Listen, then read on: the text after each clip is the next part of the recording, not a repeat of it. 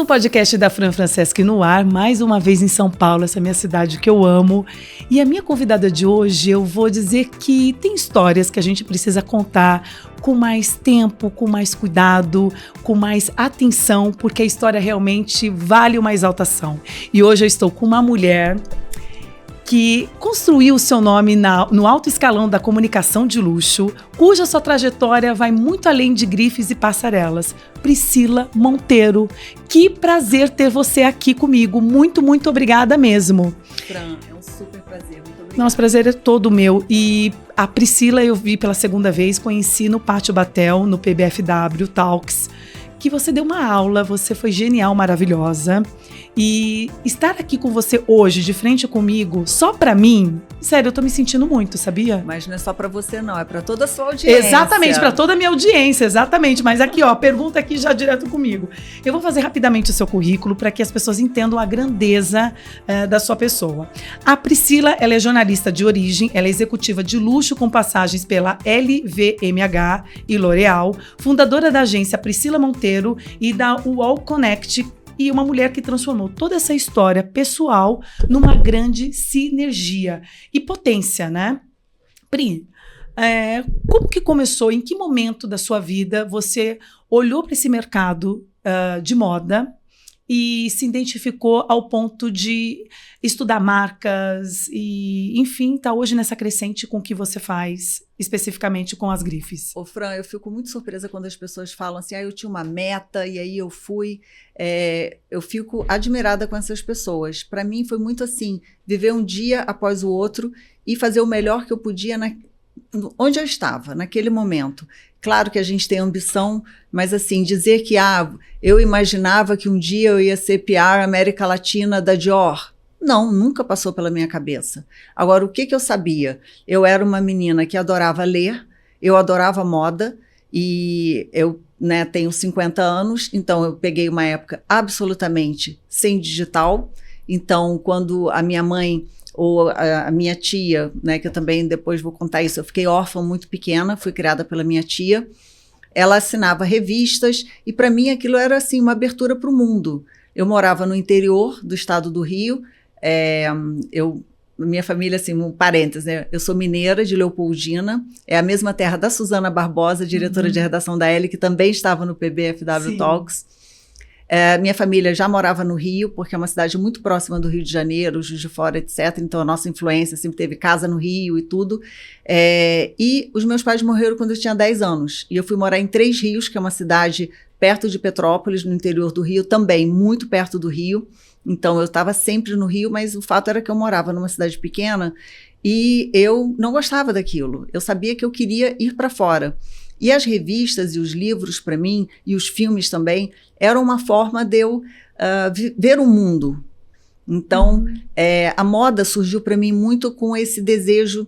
Eu achava lindas as fotos, os editoriais, e eu gostava de ler, de entender. E foi assim que eu decidi fazer jornalismo.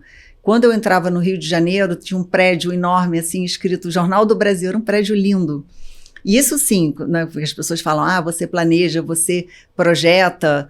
Como é que as pessoas falam que você deveria imaginar, né? Sim, e isso vai... É a força da atração, né? Exato. Eu olhava aquele prédio e eu falava, um dia eu vou trabalhar nesse prédio. E realmente aconteceu. Mas isso foi deliberado de eu estudar, de eu procurar. Isso sim, eu acho que foi uma coisa muito própria. Era o que eu me imaginava jornalista.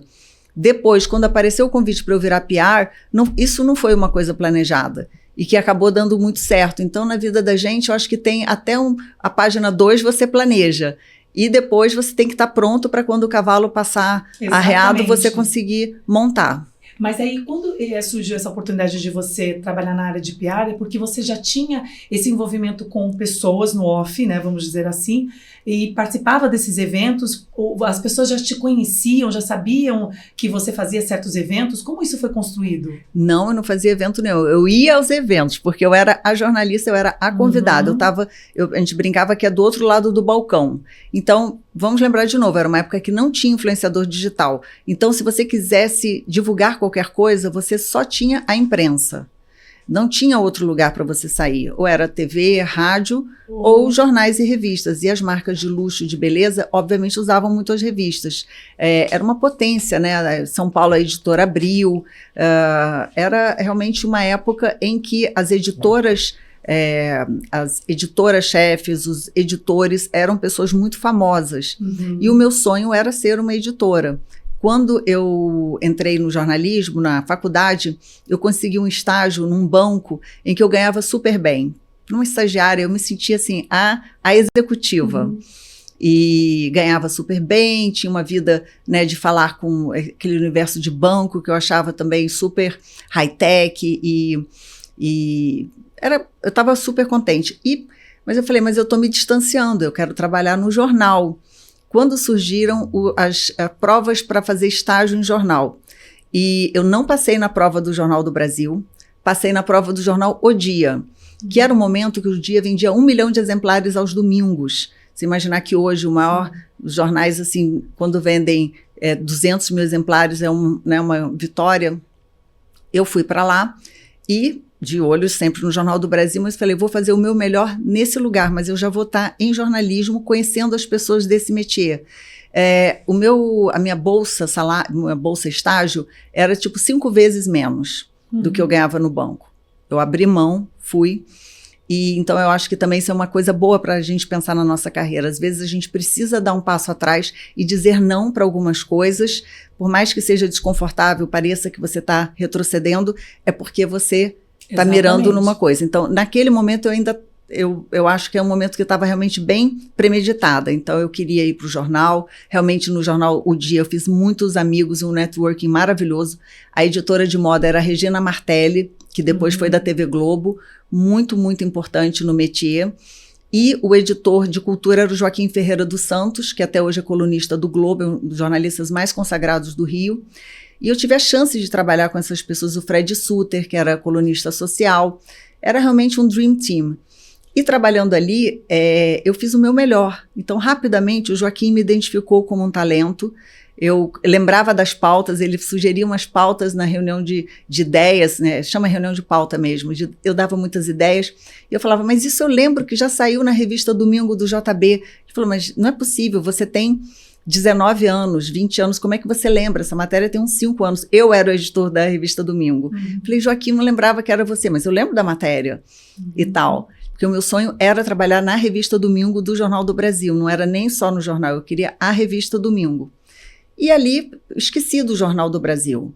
O que foi o meu foco? Porque eu acho que isso é uma coisa muito importante. A gente tem que fazer o melhor onde a gente está. Exatamente. Porque aí as oportunidades vão surgir. Quem está aqui pensando lá, não está lá nem aqui. Exatamente. Então, não vai aparecer.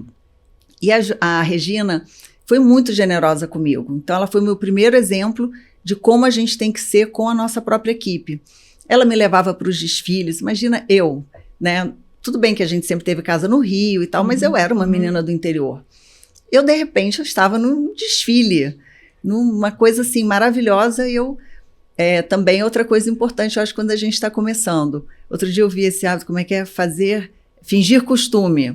Eu ri tanto quando eu vi essa expressão. De daqui com você, exatamente. Mas a gente tem que fingir costume sempre. Quando eu fui no PBFW Talks, eram 400 lugares, exatamente, né? O time falava assim, gente, é bastante gente. Eu falei assim, não, vou fingir costume. Toda semana eu tô aqui conversando com 400 pessoas. Não, e foi assim, olha, aplaudido de pé, porque não, foi muito gostoso. Bem. Não, eu amei. Eu me senti muito à vontade.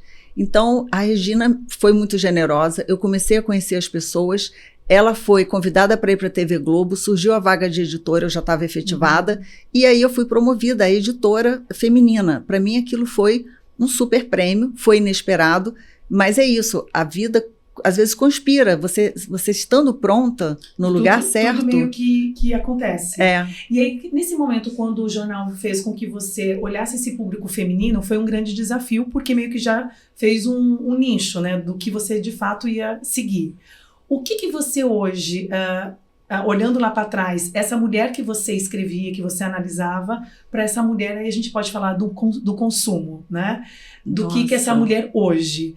porque vai muito do que a gente também falou um pouco lá no PBFW. Para quem não conhece o PBFW, gente, é um espaço de troca de maiores tendências, em que a gente fala do mercado de luxo dentro do Pátio Batel. Esse shopping ele fica em Curitiba, e a Priscila foi uma das speakers com grandes uma das mais importantes para falar sobre esse mercado do consumo silencioso, de marca, posicionamento, que para mim é um assunto que eu amo. Nossa, mudou muito. Eu fazia umas matérias e eu tinha equipe, imagina, eu era super jovenzinha e tinha acho que 2 ou 3 pessoas na equipe. Nós fazíamos matérias sobre boa forma, assim, encaixando totalmente a mulher dentro de uma caixinha que hoje são pautas, assim, impensáveis, sabe? Por isso que eu quis também te perguntar, porque eu vejo que realmente teve um avanço, mas o olhar antes para a mulher era realmente aquela coisa mais redondinha, arrumadinha, né? E olha só, como limitada, isso é antigo. né? Então, olha, eu fui né, porque eu acabei indo para o Jornal do Brasil, eu fui para o Jornal do Brasil em 2001, assim que eu me casei. E então ainda estava no dia, isso deve ter sido 99, eu lembro que eu entrevistei a Marta Suplicy, porque hoje a gente só pensa na Marta como política, mas ela é uma grande feminista, foi do TV Mulher, enfim, toda aquela trajetória, vários livros, e eu liguei para ela comentar sobre um livro que estava sendo lançado sobre a condição feminina, e eu lembro que eu falei assim, não, porque Marta, né, a mulher tem que ser magra, tem que não sei o quê, ela falou, seu nome é Priscila, né? Priscila, quantos anos você tem? Aí eu falei, sei lá, 20, 25, não sei. Aí ela, Priscila, então tu posso falar uma coisa? A mulher não tem que nada. Eu lembro até hoje dessa frase, é verdade. E ela foi explicando, e foi uma super entrevista, e são essas coisas que a gente vai aprendendo, mas assim, naquele momento, a mulher estava totalmente dentro de padrões. Então, era muito difícil furar a bolha. E uma redação muito masculina. Até hoje, eu acho que o ambiente do jornalismo é muito... Todos os ambientes, né, de negócios são masculinos. E então, era muito difícil você furar qualquer bolha. E até porque você não tinha essa sabedoria, essa clareza, que você ficava repetindo as coisas sem questionar. Verdade. Então, aquilo foi um momento que realmente me fez questionar bastante.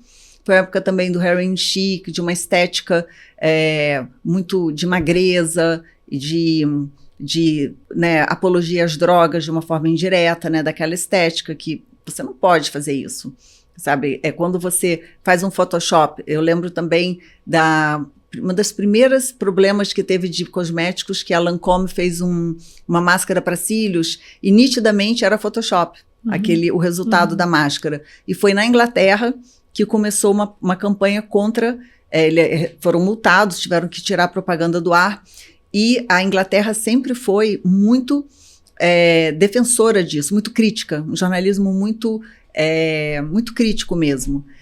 E porque antes não tinha, você podia colocar as meninas muito novinhas para falar sobre antidade, que agora nem fala mais antidade. Quer dizer, olha como tudo mudou. Sim, tudo então, meio que... Diversidade não existia, inclusão não existia. E aí, assim, pensando, você ficou quanto tempo nesse jornal até você realmente ir para essa parte da Dior? E como que essa grande marca chegou até você e você conseguiu fazer uma carreira tão formidável, que é um prestígio, né? Trazer esse nome até hoje é um nome de muito prestígio. Como que isso aconteceu? Não, a Dior foi um período maravilhoso, só que teve um caminho até chegar lá, não foi assim, né? Direto do Jornal Dia.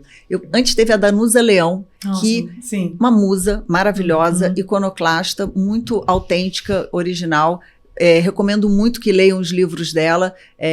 Foi uma revolução, porque ela falava sobre costumes, sobre estética, mas tudo de uma forma muito aberta, até chocante para os conservadores. E é como uma mulher muito inteligente, muito inserida na alta sociedade. Então, ela transitava por todos os grupos, ela era, tipo, acima de tudo. Então, ela meio que podia, ela tinha um salvo-conduto para fazer o que ela quisesse. E foram, acho que 2 anos na coluna social com ela, que era uma coluna bem diferente das tradicionais, aprendendo todos os dias. E dali, no Jornal do Brasil, eu consegui chegar na Revista Domingo, que era o meu sonho. Então, eu cobri São Paulo Fashion Week, eu cobri Morumbi Fashion, não era nem São Paulo Fashion Week. Vinha para São Paulo, cobri para a Revista Domingo, era editora de moda. Então, eu estava assim, no meu sonho.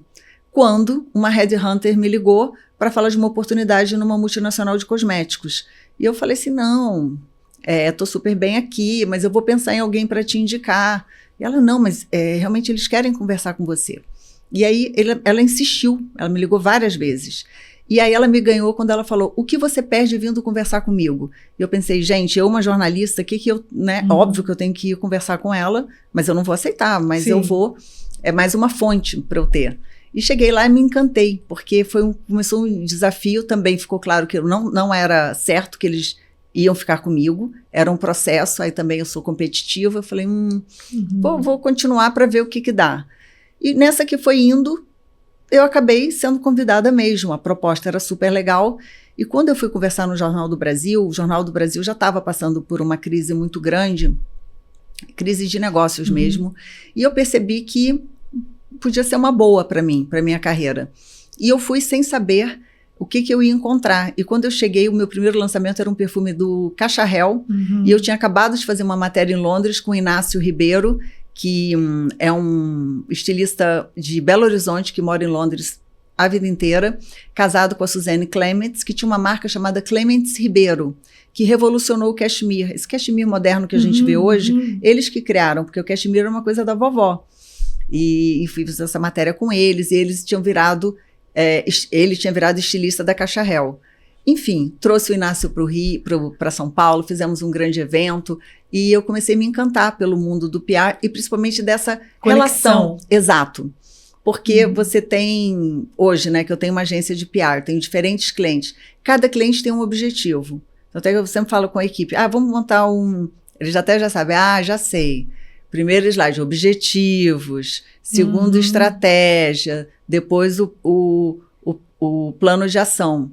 Porque você não pode começar falando, nós vamos fazer isso. Não, tu tem por que você vai fazer. Você não tem que fazer nada, depende do objetivo. E assim, como que você enxerga que isso agora também muito me interessa, porque é um momento muito novo, recente do que eu estou vivendo, tanto de influência como podcaster. Hoje eu vejo muito essa preocupação que antes não se via, né? Porque assim, eu tive uma vida profissional antes em que eu trabalhei numa multinacional, depois eu fui para o Boticário, que é esse universo da beleza. E ali a gente já começava a olhar as youtubers, influenciadoras. Então eu trabalhei com a Tássia Naves, com a Camila Coelho, e ali já tinha um movimento meio que sutil, mas olhando para essas influencers. Hoje a gente vê já um cuidado especial das marcas olhando isso, né? Como que é hoje trabalhar com... Tem marcas que ainda são resistentes ou tem marcas que mudaram completamente a forma de pensar e já dá uma atenção especial para esse mundo do digital e influência? Tem muita gente que não muita gente, assim, tem dos dois casos. Tem marcas que, por exemplo, veem a influencer como uma ferramenta de vendas. E isso é uma coisa muito complicada, porque da mesma forma, você vai fazer um anúncio, quanto que vendeu? Sabe, não é assim. Mensurar. Então, quantas pessoas clicaram no link, quanto que vendeu? Acho que quando começou a influência digital, tinha muito isso. Você tinha algumas influencers que tinham mesmo muito poder de venda, clicou, vendeu tantos perfumes. Eu mesma na Dior, eu entrei na Dior em 2013. Então, o Instagram abriu em 2012, então eu peguei bem o início. Tinham naquele momento, havia umas que a gente chamava de powerhouses que realmente vendiam. Hoje essas mesmas continuam muito relevantes, algumas delas, mas não tem mais esse poder de venda, porque é muito pulverizado. Ao mesmo tempo, se o consumidor não vira a sua marca, por meio das influenciadoras, você vai fazer só post patrocinado no Instagram, não passa a mesma verdade. E é curioso porque a gente sabe que elas estão sendo pagas, mas tem uma verdade no que elas falam, porque elas têm um jeito de comunicar. Outro dia o Bruno Astuto estava falando da Silvia Braz. Ele falou, por que a Silvia Braz ela é a maior comunicadora que nós temos? Então esse poder de comunicar, de contar, de influenciar, de explicar, é diferente. É diferente. Então, mas tem marcas que não querem trabalhar com influenciadores. Já fiz, não vi resultado, sabe? Então, eu tento explicar, mas claro, talvez a forma como foi feita que... Cada marca tem a sua forma de trabalhar. Hoje tem muita gente querendo trabalhar com micro-influenciadoras, né, que tem um alcance proporcional, óbvio que dentro da sua quantidade, mas consegue atingir mais da sua porcentagem de audiência e consegue ter mais engajamento também. Então, Perfeito. isso tem acontecido, até porque os valores das maiores, gente, assim, não sei onde que a gente vai parar. O taxímetro, eu brinco assim, o taxímetro está ligado, muito alto, muito alto. Muito alto. Então, quando a pessoa começa a fazer um plano de influência digital, quando vê, está numa cifra estratosférica. E é muito da essência, né? Porque, assim, vamos usar exemplo a Silvia Brasil. Eu vejo uma naturalidade, uma leveza em ela falar o produto, porque, de fato, aquilo é uma realidade dela e muitas vezes ela recebeu algo novo, mas que ela se mostra super aberta em experimentar e dizer o que ela achou. Então, assim, é uma coisa muito sutil e muito real. Porque eu vejo que ali não tem uma personagem da Silvia, ela é uma mãe que às vezes está conversando com a filha, aí ela está dentro do carro, ela mostra um dia a dia leve, mas com uma verdade, que eu acredito que também é uma coisa em que agora o digital está se cobrando muito mais. Então, estamos tirando o filtro, estamos tirando essa vida muito glamurosa e mostrando uma realidade que eu acho que conecta muito mais com as pessoas, né? Total. E no caso da Silvia, tem uma outra coisa que, na verdade, é uma coisa boa para as marcas refletirem. Eu mesma, né, contrato muita influência, eu recebo uns briefings que eu falo assim, gente, mas a beleza a força dessa influência está justamente nesse jeitinho que ela tem de contar. O briefing, às vezes, é tão amarrado que eu falo assim, gente, não vai alcançar o objetivo. Uhum. É um tiro no pé. Mas eu acho que tem equipes internas de marketing que são muito inseguras. Então, elas preferem que o resultado fique meio quadradinho, meio frio, mas pelo menos está safe, está seguro, sabe? Elas não estão correndo risco porque, sei lá, tem um diretor que é mais conservador, ou o que a matriz vai pensar, então, mas não alcança todo o potencial que poderia ter aquela campanha.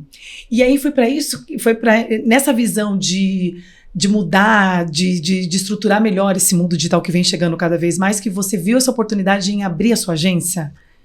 Você tem a agência Priscila Monteiro, que cuida só da parte digital e de influenciadores. Na verdade, essa é a Wow Connect, que eu tenho com duas sócias, a Ju Passos e a Clarissa Wagner. O que me levou a empreender foi uma coisa assim, de novo, eu nunca planejei empreender. Então, eu tive 6 anos na L'Oréal, 3 anos na Louis Vuitton.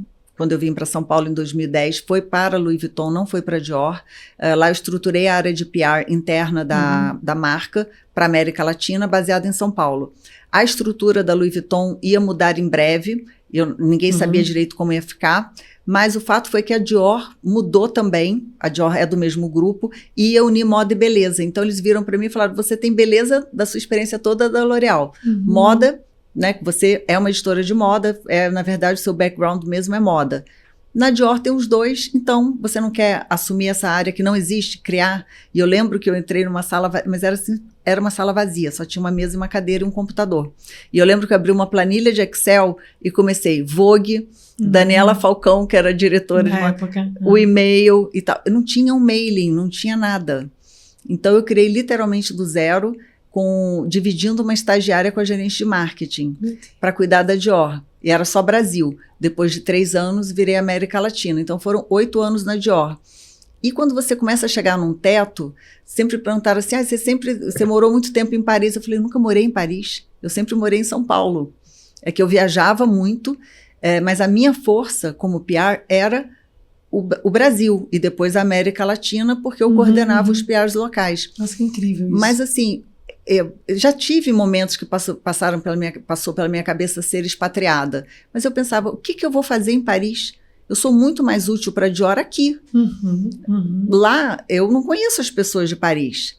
É muito melhor eles contratarem uma parisiense, alguém que já conheça o modus operandi da imprensa francesa, dos opinion leaders, etc. Então, eu tive sempre isso muito claro por onde eu passei, que eu acho que é uma outra coisa muito importante para as pessoas pensarem. O que a empresa espera de mim? Tem aquela frase assim, como é que é? Não pense o que você pode fazer pelo país, ou não, o que o país possa fazer por você, sim, o que você pode fazer pelo país. Exatamente. Mas na empresa é muito isso. Às vezes as pessoas ficam pensando só nelas, pensando assim, mas o que o meu chefe tá precisando? Como que eu posso, sabe, entrar, vestir a camisa e pensar com o ponto de vista da empresa mesmo. Então, assim, eu sempre cuidei muito bem do dinheiro da empresa, como se fosse meu. Eu sempre negociei muito todos os budgets.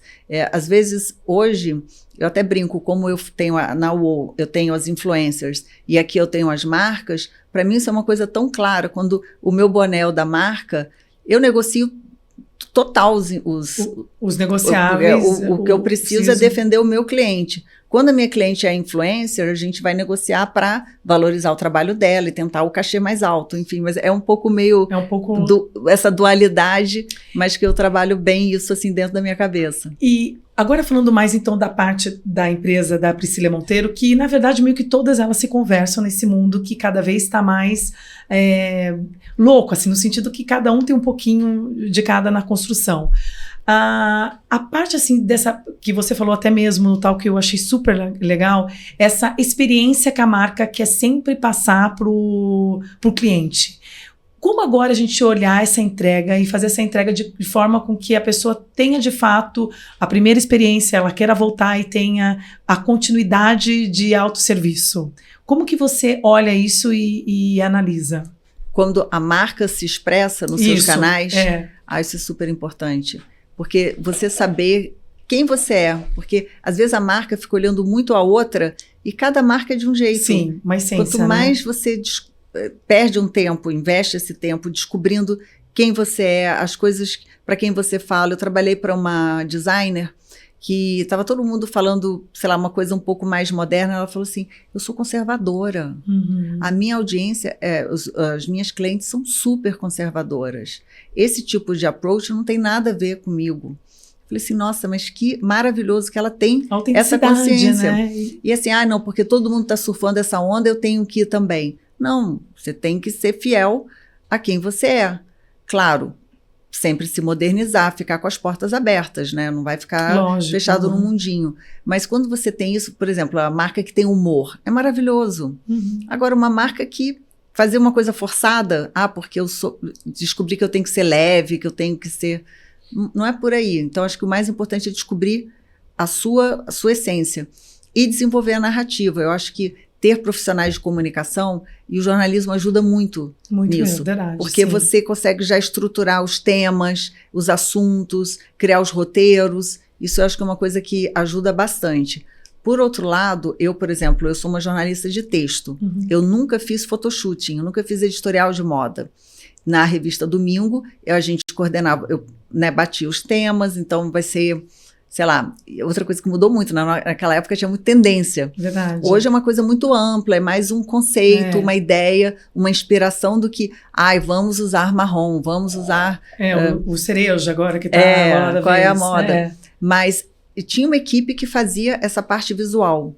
Eu não fazia. Então, hoje, até assim, eu pessoalmente, no digital, eu tenho o texto, a parte do conceito, tal, mas eu me apoio muito em fazer a curadoria de quem vai ser o videomaker, quem vai ser... Essa parte do como fazer é um outro lado que eu admiro bastante, mas que, por exemplo, eu não tenho. E também a gente reconhecer aquilo que a gente é bom e não certeza. E também tem uma frase ótima, que é, você não precisa saber fazer, mas você tem que ter o telefone de quem sabe. É bem isso mesmo. Uma marca de luxo, ela sabe o posicionamento dela. Uma Dior, ela sabe o cliente, o ponto que ela vai atingir.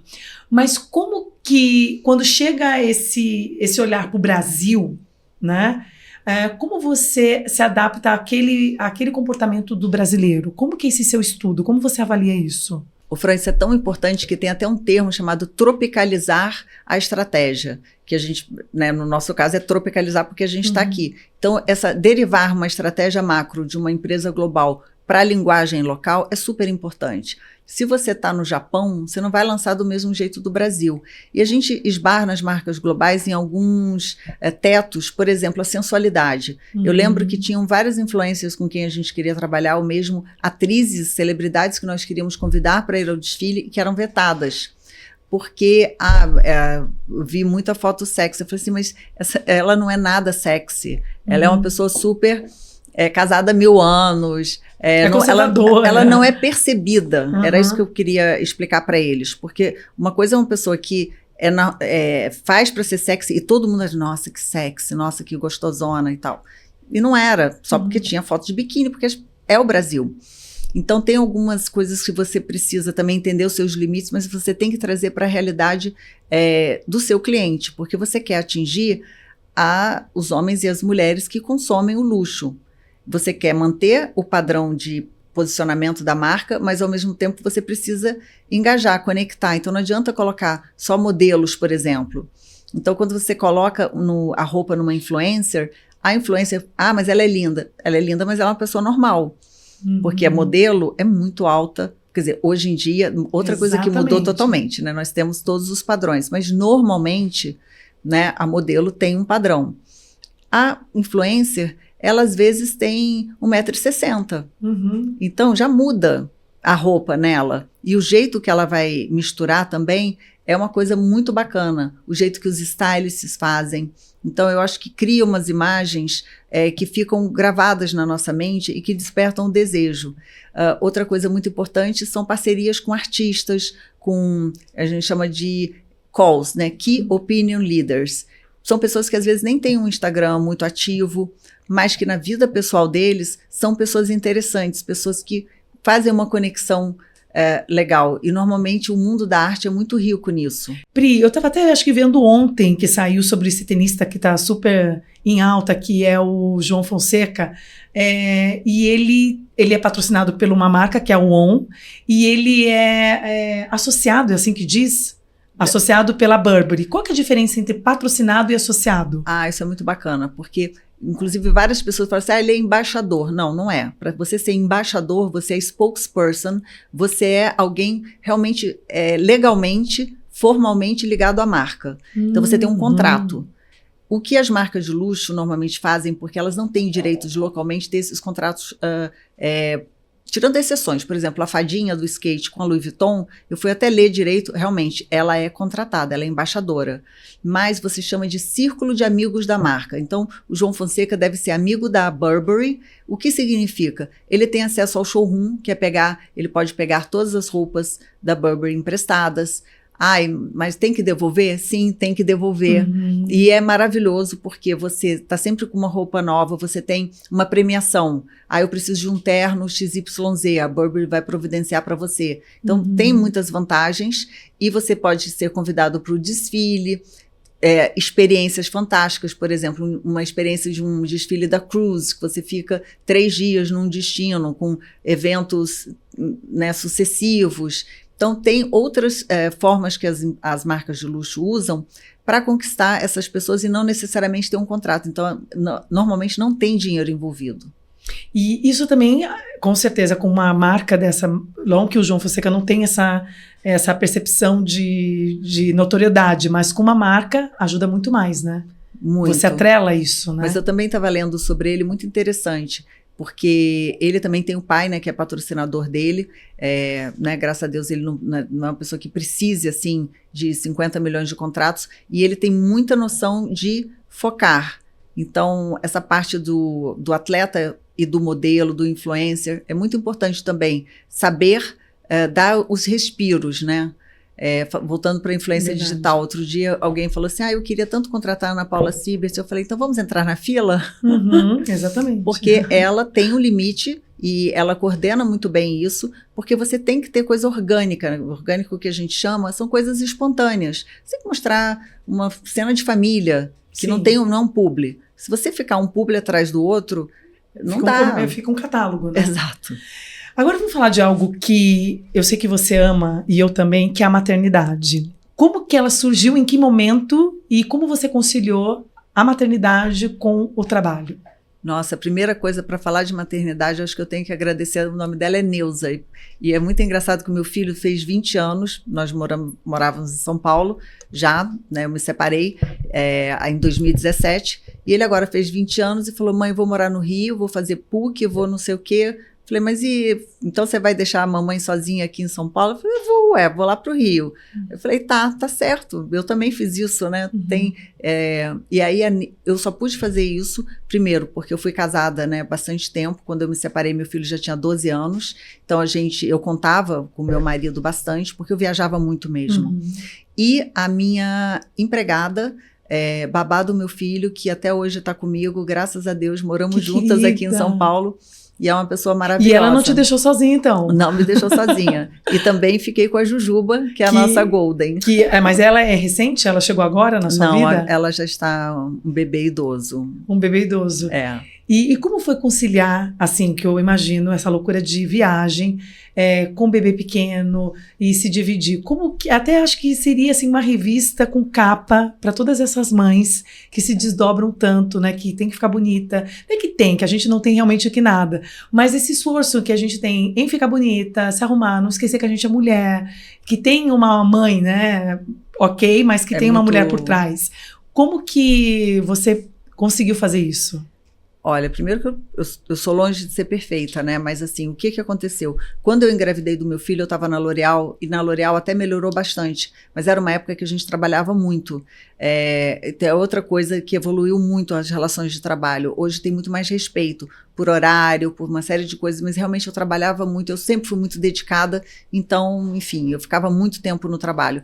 Quando eu tive meu filho e eu fiquei em licença maternidade, eu lembro, eu morava em Laranjeiras, no Rio, que eu andava na rua e falava assim, mas segunda-feira, isso existe? Eu parecia que eu estava vivendo um filme, porque eu não podia imaginar que as pessoas tivessem vida. Sei lá, segunda-feira, 11 da manhã, 3 da tarde, porque eu estava a mil trabalhando e falei assim, a vida está acontecendo assim. E eu com meu bebê, eu falei, eu vou pedir demissão. Eu não tenho como voltar, não tem como. Eu fiquei totalmente obcecada pelo meu filho, no bom sentido, dedicada. E aí eu voltei para o meu analista, que eu já tinha me dado alta, e ele falou assim, Priscila, por que você vai... eu sei o quanto você gosta do seu trabalho, por que você vai largar? Eu falei assim, por causa do Paulinho, por causa dele. Ó.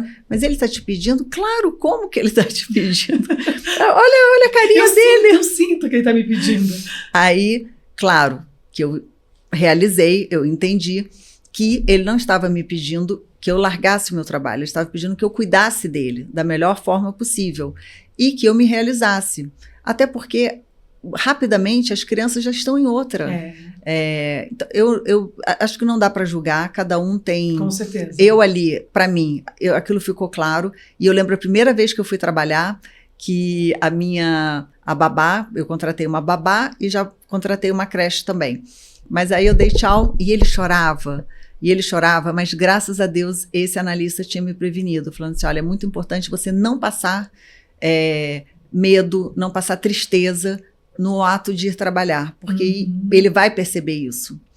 Então, eu assim, por dentro eu estava massacrada, mas eu ria, e tchau, e fazendo uma festa. Na hora que eu entrei no elevador, eu comecei a chorar, eu falei, meu Deus, o que eu estou fazendo? Aí liguei para casa, né, falei, ai, tadinho, a empregada, Priscila, você nem entrou no elevador, ele já tinha parado de chorar. Parou, esqueceu. Eu, como assim ele me esqueceu? Ele te esqueceu, Priscila. Então a gente também coloca na nossa cabeça uma coisa que às vezes nem é verdade para a criança. Ele ficou super em paz. Né? Todas nós, a gente quando fala com mães que quer realmente voltar para a sua vida, trabalho, evoluindo, todas elas acabam trazendo uma história dessa, porque realmente a gente fica muito dedicada à maternidade, né?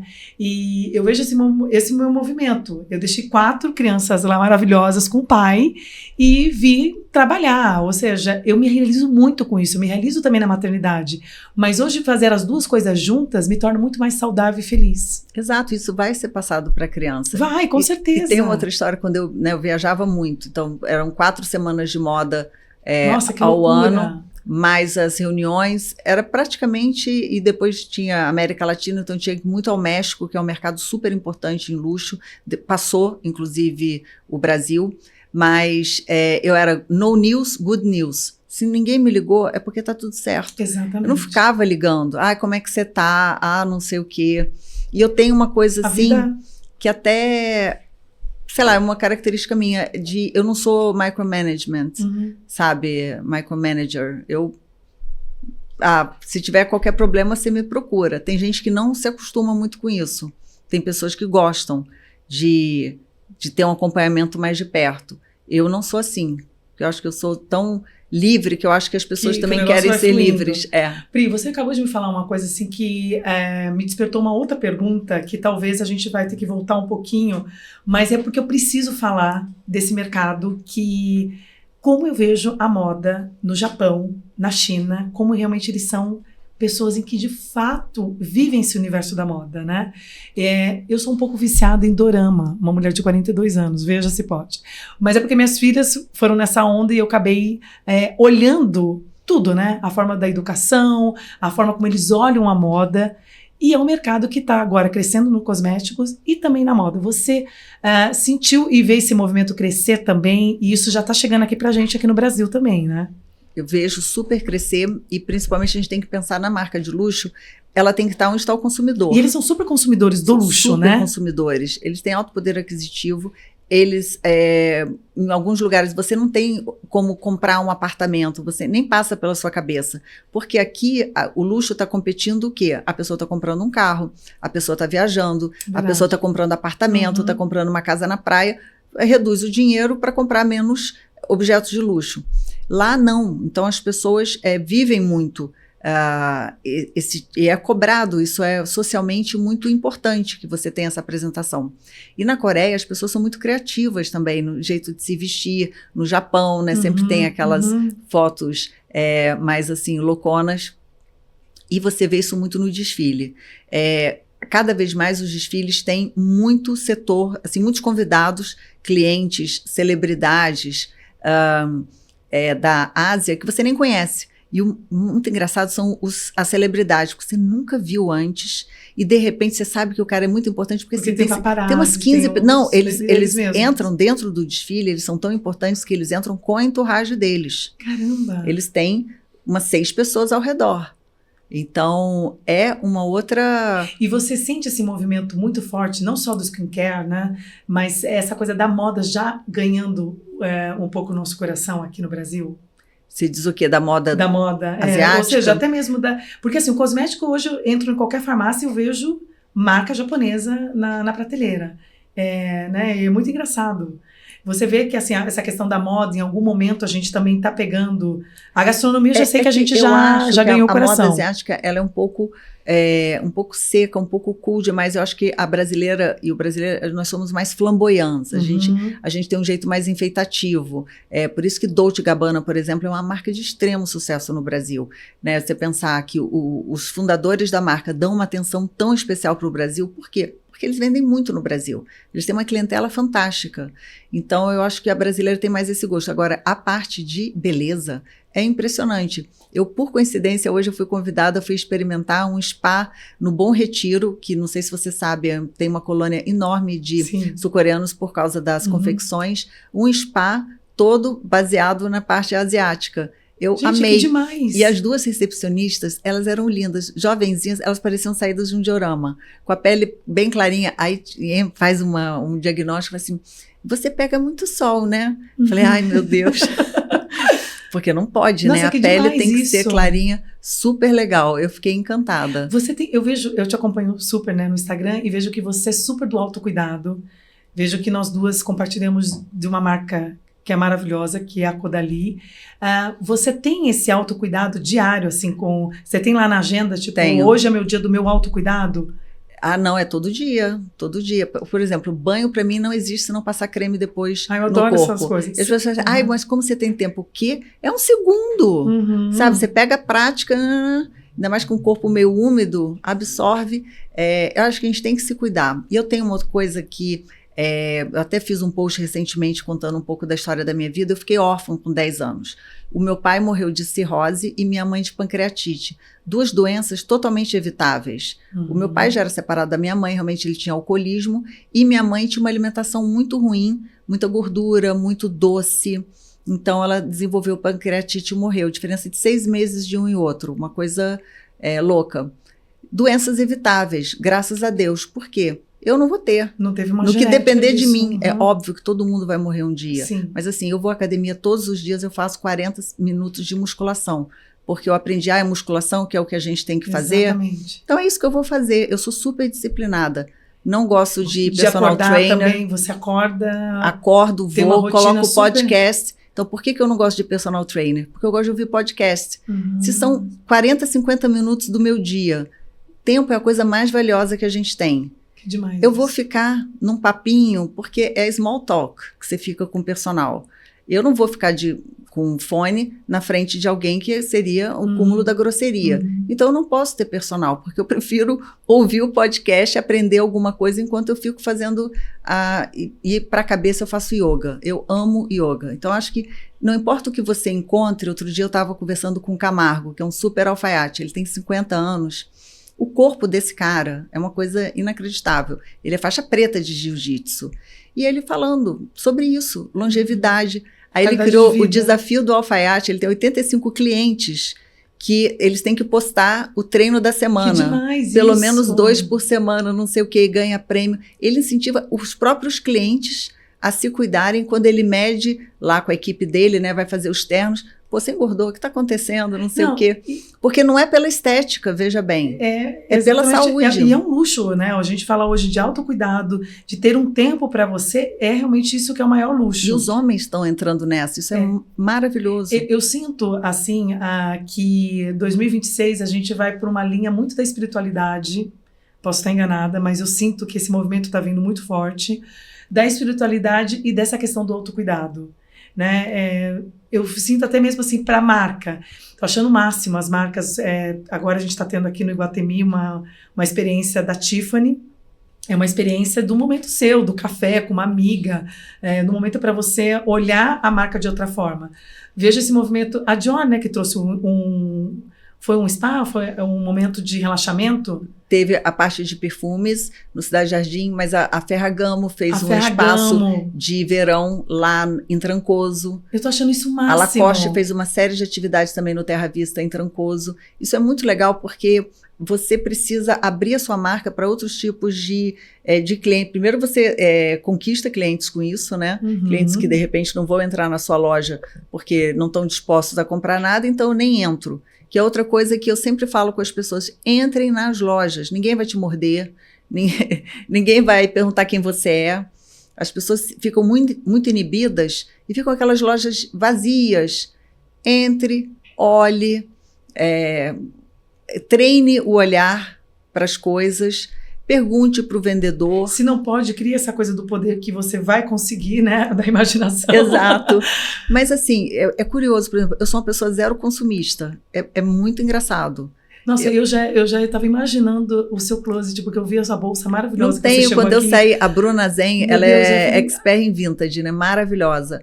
Eu amo os conteúdos da Bruna Zen. A Bruna, Pri, me conta aí do seu acervo, não sei o quê. Mas seu acervo é o quê? Um acervo cápsula? Ou realmente você... Eu ia comprando, a gente quando trabalha numa marca de luxo, a gente tem o que a gente chama de allowance. Você tem permissão para tirar X peças ou valor, cada marca tem o seu estilo. Eu tenho algumas coisas meio vintage, que vão se tornando vintage porque vão ficando no armário. Outras eu já me desfiz e tal, e vou comprando uma coisa ou outra, mas eu não sou uma pessoa consumista. Eu uso as mesmas coisas assim... eternamente. Eu até contratei outro dia uma stylist para me dar ideias, porque eu uso sempre uma coisa com a outra. Ela me deu umas ideias de como misturar melhor as peças, mas com as coisas que eu já tenho. Então não comprei nada, eu só paguei a stylist. Mas essa parte do consumismo, você não precisa consumir. Acho que isso que é bacana. Você pode admirar, você pode estudar, você pode... Porque tem uma outra coisa que as pessoas às vezes acham, eu tenho que nascer de uma família rica para trabalhar em marcas de luxo, porque são as famílias ricas que vão consumir o luxo. Mas você não está ali para consumir, você está ali para trabalhar. Então não é por aí. Você precisa, claro, ter uma compreensão, ter a cabeça aberta e entender a cabeça das pessoas. Outro dia eu estava conversando com uma amiga minha que é muito, sei lá, tem uma visão pejorativa do luxo. E ela falando, porque é uma frescura, não sei o quê. Eu falei assim, não, primeiro que é uma indústria que emprega muita gente, com muito respeito, né? As pessoas são bem pagas, o ambiente de trabalho é muito bom. Agora, você tem que entender a realidade da cliente. A cliente não sou eu, mas a cliente é o seguinte, ela tem um grupo social. Você é uma mulher de sociedade, casada, que tem a sua própria empresa, ou seu marido tem uma empresa, ou vocês dois são sócios, não sei. Vocês têm muitos compromissos sociais. Como é que você vai fazer? Exato. Você vai ficar repetindo a mesma roupa? Porque assim, eu não sou uma pessoa pública, eu não sou uma pessoa muito de eventos, eu sou uma pessoa que fica trabalhando, eu sou uma pessoa muito do backstage. Mas essas mulheres, que tem uma expressão americana que é women who lunch, as mulheres que vão a almoços. Elas têm que usar as roupas novas. Se não forem elas, quem será? E Pri, a gente hoje também tem essa facilidade da moda circular, né? Você não precisa obter aquilo, você pode pegar por um tempo, usar, devolver. Isso é bem legal. Você consome bastante? Super legal. Eu sou sócia de um clube de assinatura de bolsa, super legal, que a gente pego, devolvo, pego outra, não preciso ocupar espaço no meu armário, e também compro várias coisas em vintage, acho ótimo, e eu confesso que eu nunca coloquei as minhas coisas para vender, porque eu acabo dando. Mas eu acho ótimo também quem coloca, até porque é assim que a gente consegue comprar. Então, eu acho isso uma coisa que mudou. As pessoas hoje não têm mais preconceito de comprar em vintage. Agora, eu vou dizer uma coisa que eu acho o fim da picada: falsificação. Ah, sim. Para mim, é o fim da picada. Use uma bolsa legítima nacional de um estilista do Chauíche, o nosso querido de Curitiba, Chauíche. Original, autoral, mas não compre uma fake. Exatamente. O que você está querendo mostrar com isso? É muito mais legal você... Olha, todo mundo falando, de onde é essa bolsa? É de um designer novo que eu descobri do Nordeste, o movimento da Daniela Falcão. Muito mais legal do que uma bolsa fake. Sim, sim. Realmente tira toda a identidade, né, quando você está carregando algo falso, né? Sim. Entre tantas coisas. Pri, infelizmente a gente está no final já do nosso podcast e a gente sempre faz uma pergunta que, assim, entre tantas coisas em que a Pri já viveu, o que você poderia deixar de mensagem para nós? Eu acho que, principalmente, acho que muitos jovens me procuram sobre início de carreira. Eu acho que isso que eu falei, faça o seu melhor e, principalmente, encharque-se de informação. Hoje as pessoas estão muito superficiais, sabem da última bolsa, mas não sabem da história da marca. Verdade. E está tudo tão disponível. Na minha época não tinha internet, eu tenho um monte de livro. Era tão mais difícil. Hoje está fácil, tá tão fácil que, assim, banalizou e as pessoas nem estão correndo atrás. Encharque-se de informação, porque na hora que você sentar para conversar com alguém e você falar de alguma coisa, se a pessoa fala, nossa, mas como é que você sabe disso? Você vai se diferenciar.